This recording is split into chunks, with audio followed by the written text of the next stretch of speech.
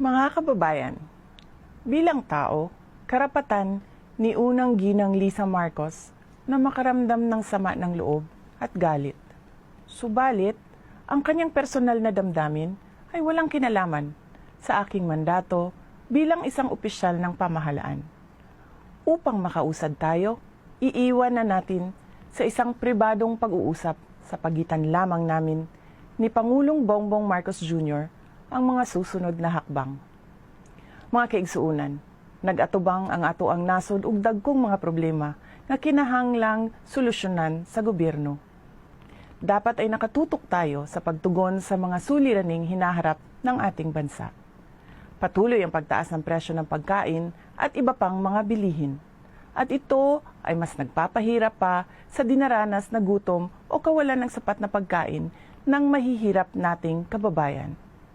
Nagbabadya rin ang kakulangan ng supply ng tubig at kuryente, habang talamak na naman ang ipinagbabawal na droga. Samantala, hindi pa rin natatapos ang banta ng kriminalidad, terorismo at insurhensiya sa ating bansa. Kini ang mga butang na angay natong hatagan ug pagtagad. Unahin natin ang Pilipinas. Syukran.